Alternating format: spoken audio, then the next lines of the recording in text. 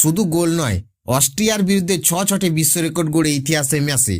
বন্ধুরা, আপনারা যদি দেখে যান কি বিশ্ব রেকর্ড গড়লো, তাহলে ভিডিওটি শেষ অবধি দেখতে হবে। চ্যানেলটিকে সাবস্ক্রাইব করে একটা লাইক দিতে হবে এবং নোটিফিকেশন বেল আইকন দাবাতে হবে। ফিফা বিশ্বকাপ 2026-এ আবারও ইতিহাস গড়লেন লিওনেল মেসি।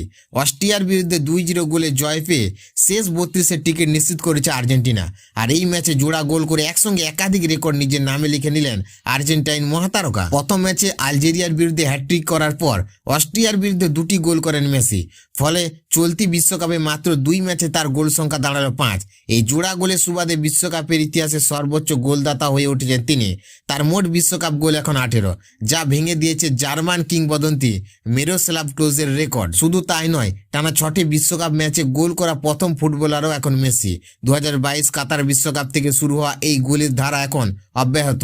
এছাড়াও বিশ্বকাপে সবচেয়ে বেশি ম্যাচে প্রথম গোল করার রেকর্ডও আরও শক্ত করলেন তিনি। 2006 সালে প্রথম বিশ্বকাপে গোল করার পর 2026 সালে এসে গোল করে প্রথম ও শেষ বিশ্বকাপ গোলের মধ্যে দীর্ঘতম ব্যবধানে নজির গড়েছেন মেসি।